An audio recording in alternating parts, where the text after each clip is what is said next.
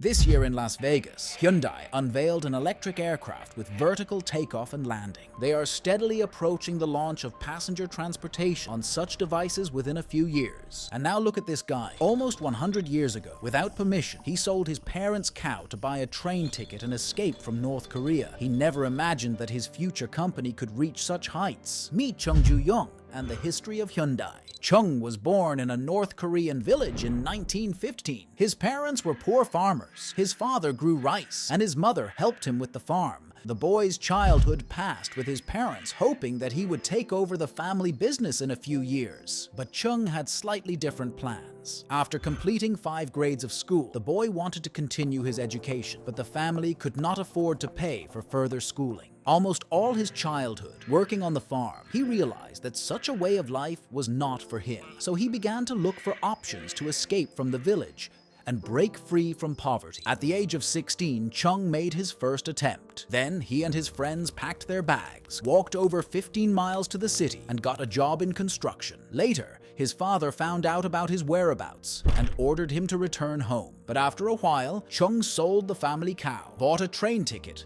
and fled to Seoul, the capital of South Korea. However, this attempt failed when, after 2 months, his father found the boy again. But the lad wasn't going to give up, and at 18 he fled to South Korea again. Upon arrival, he took on any job he could find to make ends meet. Later, Chung got a job as a courier at a rice shop where he delivered rice on a bicycle. Soon, he became an integral part of the shop and was promoted to accountant. Chung brought the small rice shop to prosperity, so after the death of the existing boss, he inherited the shop and became the sole owner of his first business. However, during the Japanese occupation, his business faced problems due to colonial policies, and the shop closed. After some deliberation, knowing nothing about cars, he decided to open an auto repair shop. The business became successful and soon grew from 20 to 70 employees. However, in 1943, the Japanese occupation government merged this auto repair shop with a metallurgical plant, and the hero of today was again forced to let go of his dream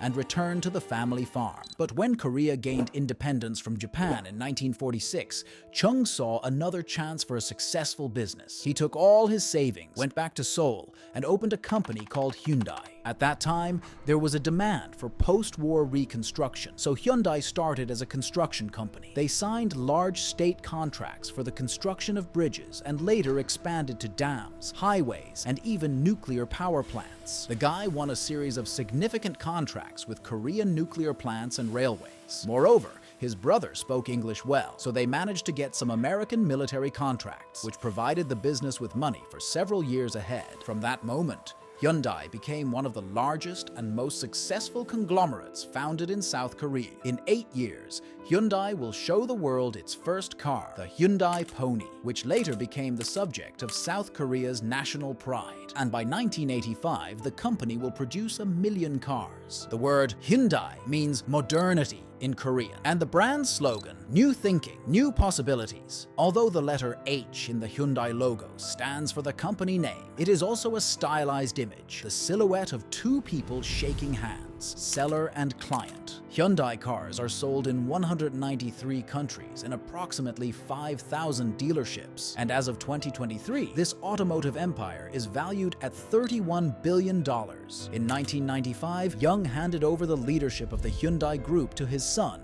Chung Mong. In 1998, he transferred 500 cows across the demilitarized zone between North and South Korea as payment for a cow he stole from his father many years ago. Despite his wealth, Young always insisted on the simplicity of his way of life. He lived in a small 7-room house made of recycled garbage and walked 5 kilometers to his office every day until old age.